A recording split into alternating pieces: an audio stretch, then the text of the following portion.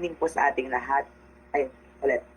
Ayun, good day po sa ating lahat. So we are the group 2 and we will discuss the Maslow hierarchy of needs in accordance in our topic in the course facilitating learner-centered teaching. Our group mates is Ms. Dimalanta, Ms. Escarmoza, Ms. Espino, yours truly, Mr. Gatula, Mr. Lagbagala, and Ms. Malani.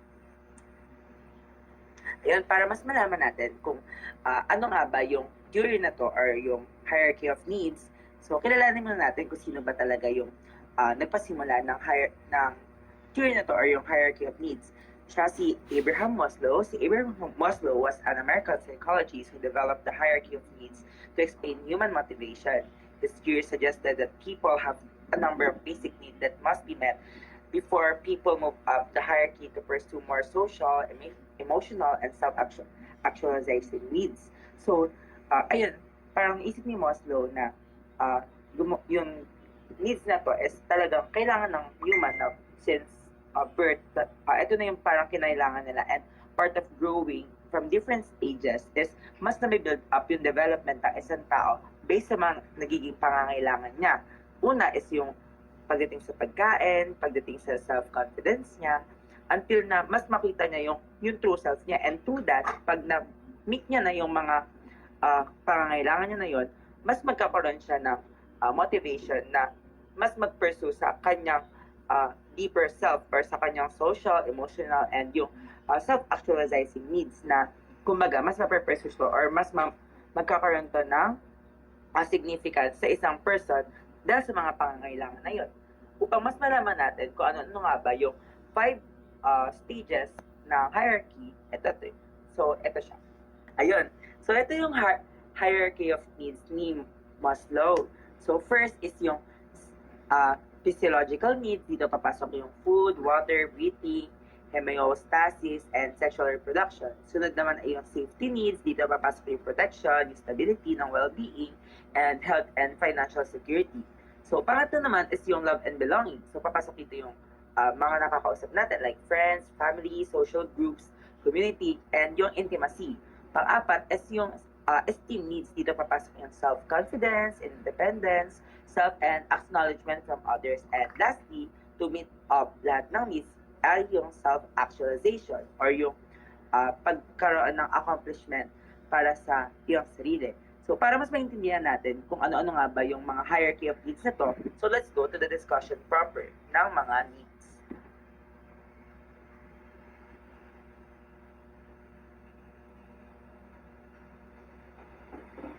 Okay, good day. I'm Marcelino Labagala III, and I am to discuss the physiological needs under Maslow's hierarchy of needs. So according to MacLeod, this is our most basic need for physical survival, and this will be the first thing that motivates our behavior. Once that level is fulfilled, the next level up is what motivates us, and so on. So dito, maintindihan natin sa pag sinabi nating physiological, ibig sabihin ito yung meron tayong normal functioning of organisms. Kaya makikita natin dito sa physiological needs na yung mga basic needs ng tao in order for them to survive, no? Yung mga basic necessities na dapat nasa-satisfy ng isang tao upang masabi, no, na para makapag-progress siya sa mga susunod na bagay. Okay? So, sinasabi dito na the human body cannot function optimally if physiological needs are not satisfied. Maslow considered physiological needs the most important as all other needs become secondary until these needs are met.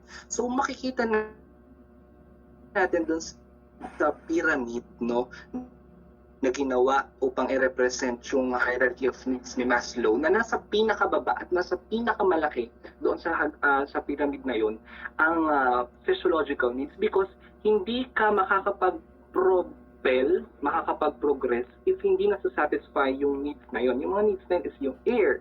Siyempre, kailangan natin ng healthy air, no? Ng healthy breathing air in order for us to survive. Also, the water. Kailangan natin ng clean water for us to drink and for us to clean ourselves. Yung food, di ba? Kailangan nasa-satisfy yung person in terms of food na sinatawag natin na go, grow, and glow. Di ba? Sa go, kailangan nasa-satisfy natin yung sarili natin na mabigyan ng energy. grow, yung kailangan natin ng nutrients para mag-build yung ating mga muscles such as proteins, and then yung glow na nare-regulate yung body natin through the nutrients, vitamins, and the like. Syempre, kailangan din natin ng sleep, no? Kailangan meron tayong almost 8 hours of sleep, 4 hours to propel, na nagagamit din, no, ng mga na sa field ng education, na kailangan ng bata ng sapat na tulog in order for him, no, to have that energy and motivation to go to school. Siyempre, andun din yung clothing, no? Kailangan niyang maprotektahan yung sarili niya. Ganon din yung shelter laban sa extreme heat at temperature, di ba? And lastly, nakalagay doon is yung sexual reproduction. Inisip natin, need ba ng tao na magkaroon ng sexual reproduction? Pero according sa study ni Maslow, kaya niya pinasok ito sa physiological needs kasi ang sexual reproduction is essential to the survival and propagation of species. And that's all, no? Kaya once an individual's physiological needs are satisfied, the need for security and safety becomes salient. Okay, nagiging important naman yung after masatisfy yung physiological needs ng isang tao, the need for security and safety becomes salient that will be reported by the next person. Thank you. Okay, next slide po, please. And now let's move on naman sa safety needs. Ang safety needs, ito yung pangalawang level sa hierarchy of needs ni Maslow. Sinasabi dito na safety needs, it is a theory that explains the different levels of human needs. Nakapaloob dito yung 5 classification niya, which is yung physical safety, emotional security, financial security, health, and stability. Okay, discuss natin muna yung physical safety. Dito, nakapaloob lang yung kung paano tayo magiging free sa physical harm, violence, and accidents. Naka-include din dito yung pamumuhay natin sa loob ng isang safe environment kung saan free tayo or nafe-feel natin na protected tayo and secure. For example, having a sturdy home, safe neighborhood, and access to emergency services na pwede mag-contribute sa physical safety. Next naman is yung emotional security. Dito naman nakapaloob yung yung pakiramdam natin na safe tayo tsaka secure sa connection natin sa ibang tao tsaka pagkakaroon ng support system. For instance, having nurturing relationships, feeling accepted, or having someone to turn in to sometimes of need fulfill emotional security. Next naman is yung financial security. Dito naman, nakapaloob yung having enough resources na kailangan ng bawat tao. Dito din, being able to provide for oneself and one's family. Ito yung pagiging financially secured. Nakapaloob din dito yung pagkakaroon ng stable na trabaho, reliable income, access sa essential resources. Ayun. And then next is yung health. Dito naman nakapaloob yung access natin sa healthcare. Pagkakaroon natin ng nutritious na food, malinis na water, tsaka safe living environment. Dito rin, sa pagkakaroon ng health and well-being, nami-maintain natin yung physical tsaka mental well-being natin. With that, free tayo sa illnesses o kaya sa mga diseases. And lastly is yung stability. Dito naman, nakapaloob yung pagkakaroon natin ng routines, tsaka clear expectation, at tsaka sense of order sa buhay natin. Stability and predictability provide a sense of control and seduce anxiety. When safety needs are not met, individuals may experience fear, anxiety, and lack of stability in their lives. Meeting these needs is vital for individuals to progress to higher levels of the hierarchy, such as love and belonging, esteem, and self-actualization. People must have a sense of safety and security before they can focus on building relationships, gaining recognition, and reaching their full potential. That's all.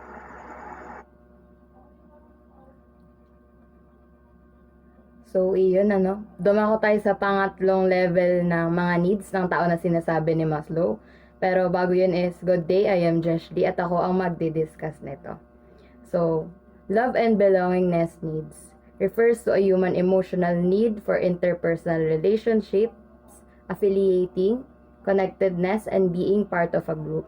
Example of belongingness needs includes friendship, intimacy, trust, acceptance, receiving and giving affection, and love.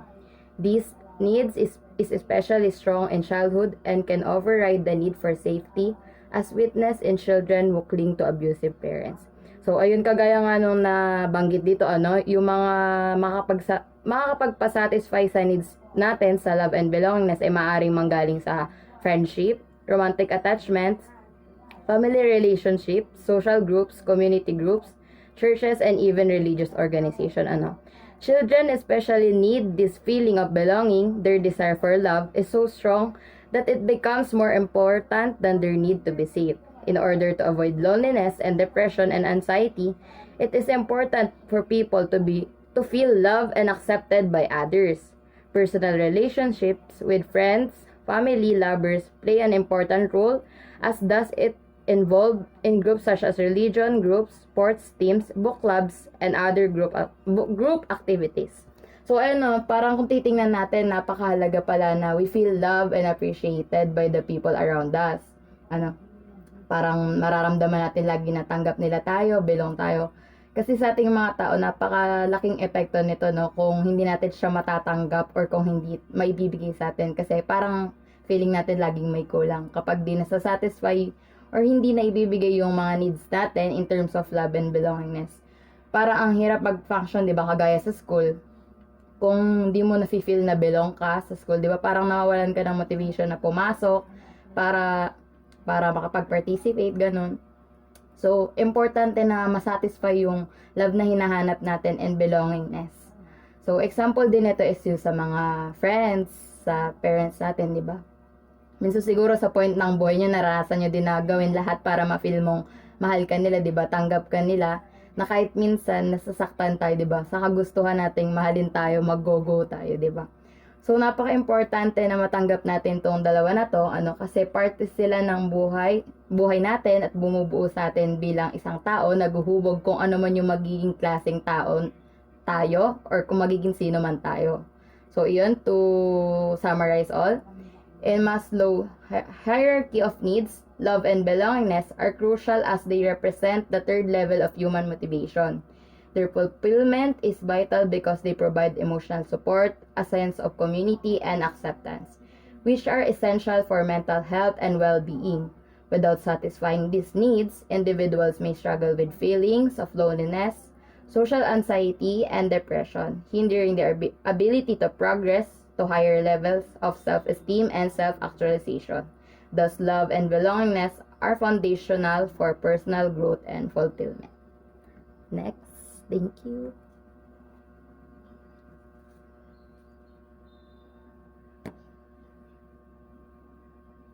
Okay, dumako naman po tayo sa STEAM needs. This is the fourth level of Maslow hierarchy and includes self-worth, accomplishment, and respect. Maslow classified STEAM needs into two categories: esteem to oneself, dignity, achievement, mastery, and independence, and the desire for reputation or respect from others.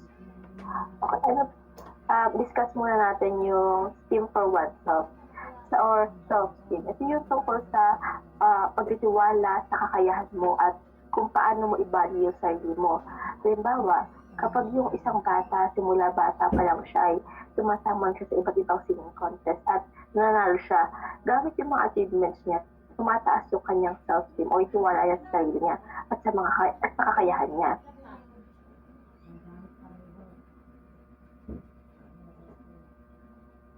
Dito naman, dito hinahangad mo na i-validate ka ng ibang tao o restituin ka ng ibang tao at pahalagahan ka ng ibang tao. Halimbawa, kung isa kang empleyado, tapos pinuwi ka or binigyan ka ng promotion ng boss mo dahil naging mahusay ka sa ginawa mong trabaho, nararamdaman mo natataas yung self-esteem mo kasi nararamdaman mo na kinikilala yung ginawa mo at dahil doon lalo ka na motivate na magtrabaho. So, sinasabi din dito na esteem presents a typical human desire to be accepted and valued by others. People often engage in a profession or hobby to gain recognition. These activities give the person a sense of contribution or values. Gaya nga po ng example kanina, kapag sinasabi sa self-esteem na kapag ka na-recognize yung ginawa mo, nabibigyan ito na nararamdaman mo na mahalaga ka at nagkakaroon ka ng contribution to society. At sabi din po dito na kapag low self-esteem or an inferiority complex may result from imbalance during this level in the hierarchy. Kapag daw po nagkaroon ng imbalance sa esteem ng isang tao,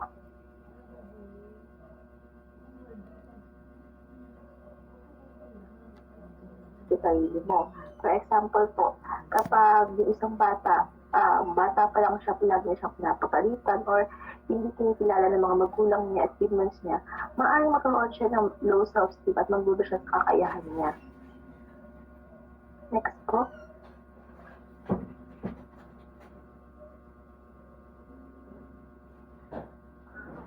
Ayan, good day po. Ako po si Shazlan Dimalanta at ngayon dumako naman po tayo sa highest level of Maslow hierarchy, which is self-actualization. Self-actualization refer to the realization of a person's potential self-fulfillment, seeking personal growth, and peak experience.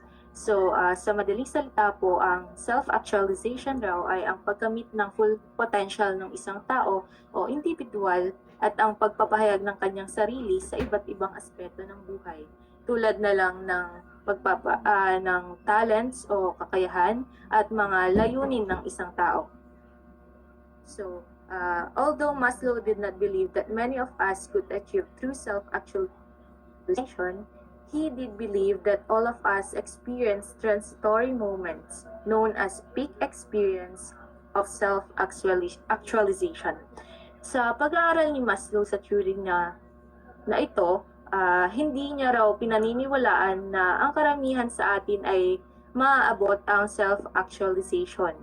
Kasi hindi madaling maabot at hindi raw ito karaniwang nararating ng karamihan sa atin dahil marami ang maaaring humadlang sa pag-abot ng self-actualization tulad na lamang ng mga limitations sa mga sources at personal na salik sa pagkamit ng full potential ng isang tao.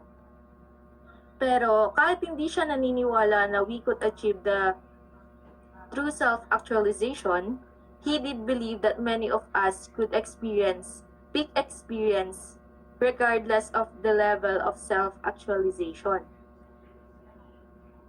So, according to Maslow, peak experience have several unique characteristics that are perceived holistically, creating a moment of reaching one's full potential. So they can occur in various contexts, such as moments in nature, intimate moments with family or friends, achieving important personal or collective goals, helping others in need or overcome adversity. So, pag ginagawa kasi nila yun, doon sila nagiging masaya. Some people also describe peak experience as a sense of wonder or amazement. Halimbawa ng self-actualization is isang pintor na patuloy na nagpipinta kahit walang bumibili sa kanyang mga likha. Bakit naging halimbawa ng self-actualization? Kasi kahit walang bumibili sa kanya, nagpapatuloy pa rin siya sa pagpipaint kasi nga doon siya sumasaya at yung gawain na yun na nagpapasaya sa kanya. Isa pang halimbawa ay ang mga students athlete natin na kahit pagod sa training ay nagpapatuloy pa rin sila kasi nga yun ang nagpapasaya sa kanila. So, lagi natin tatandaan na ang bawat individual ay may iba't ibang paraan ng pagkakatupad ng kanilang sarili. Ang self-actualization ay isang proseso na patuloy na nagaganap sa buhay ng isang tao at maaaring magbago depende sa mga layunin at pangangailangan ng individual. Thank you po. Ayun. So for our conclusion, Maslow's hierarchy of needs concludes that individuals are motivated by progression of needs starting from basic psychological requirements to pursue of self-actualization. Ayun. So, ayun nga, na-discuss kanina lahat ng naging needs based sa naging pyramid or naging depiction ni Maslow pagdating sa hierarchy of needs. So, nagsimula siya sa physiological na kung saan mas mapasok dito yung pangangailangan natin primarily, kagaya ng mga food, basic needs natin as an individual. Ayun. When fundamental needs are met, people can focus on higher level of growth and fulfillment, ultimately striving to realize their full potential. So through that, na mas nagkakaroon tayo ng satisfaction or nakukuha natin yung needs natin, yung mga primary needs natin, mas nag-level up tayo, mas nagkakaroon tayo ng pangangailangan pa deeper with ourselves, kagaya ng sa love and belongingness, na kung saan mas pumapasok dito yung ating socialization between people, yung mga nakakasalamuha natin sa environment. So, mas nagkakaroon yun ng build up and nagre-result din yun sa higher elements pa ng ating mga needs, kagaya ng sa ating self-esteem, na mas maboost ito ng ating confidence, mas maboost dito yung ating engagement sa mga tao, and mas nakukuha din natin yung self-actualization natin as an individual. And with this framework, it underscores the importance of addressing basic human needs to enable personal development and well-being. Yun nga, kagaya ng nasabi natin kanina na by committing these different needs natin as an individual from physiological until we find our self-actualization, mas mabibuild natin yung sarili natin, mas magkakaroon tayo ng awareness na mas mabubuo natin kung ano ba yung meron tayo. And by that, mas magkakaroon tayo ng development sa ating sarili, and mas magkakaroon din tayo ng kakayahan na i-share natin yung mga kakayahan natin upang mapunan naman yung pangangailangan din ng mga kapwa natin and yung mga people na mas nangangailangan din from their basic needs or yung kanilang hierarchy of needs din. Ayun. So I hope na may natutunan kayo sa ating short discussion pagdating sa Maslow's hierarchy of needs. Thank you so much po for letting us here to express our different insights about this topic, and see you all po sa ating next discussion. Goodbye!